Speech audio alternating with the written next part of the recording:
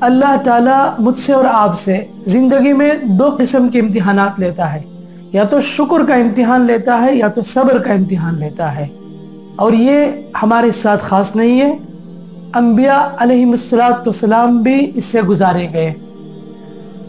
دونوں مثالیں ہمیں نظر آتی ہیں قرآن مجید میں۔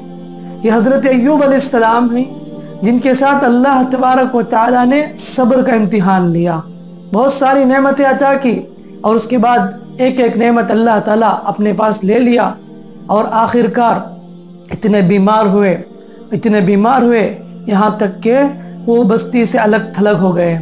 ایسے موقع پر انہوں نے دعا کی، انی مسنی الضر وانت ارحم الراحمین، اللہ مجھے تکلیف پہنچی ہے اور تو ہی بہت رحم کرنے والا ہے۔ اللہ تعالیٰ ان کی تعریف کرتا ہے، نعم العبد انہ اواب، کیا ہی بہترین بندہ ہے، وہ رجوع کرنے والا ہے۔ یہ اللہ تعالیٰ ان کے ساتھ صبر کا امتحان۔ اور دوسری مثال ہمیں سلیمان علیہ السلام کی مثال ملتی ہے۔ اللہ نے ان کو خوب نوازا اور وہ کہنے لگے، اے اللہ تو نے مجھے پرندے کی بولی سکھائی۔ جنات حضرت سلیمان علیہ السلام کے کنٹرول میں تھے، کہنے لگے ساری نعمت پا کر، ھذا من فضل ربی، یہ میرے رب کا فضل ہے۔ ان کے ساتھ شکر کا امتحان ہوا، تو یا تو صبر کا امتحان ہوگا یا تو شکر کا امتحان ہوگا۔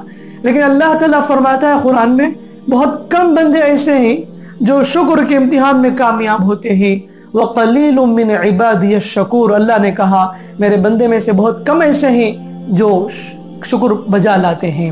نبی کریم صلی اللہ علیہ وسلم فرماتے ہیں، ایک مومن کی زندگی میں تکلیف بھی آتی ہے اور خوشی کی چیزیں بھی اسے میسر ہوتی ہے، تو دونوں چیزیں اس کے لیے فائدہ مند ہیں۔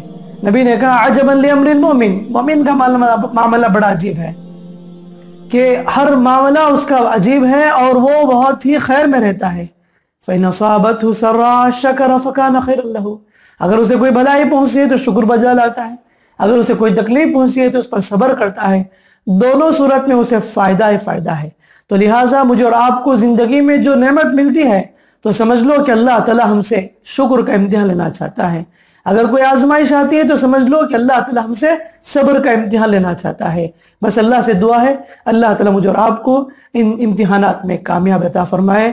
آمین۔ والسلام علیکم ورحمۃ اللہ وبرکاتہ۔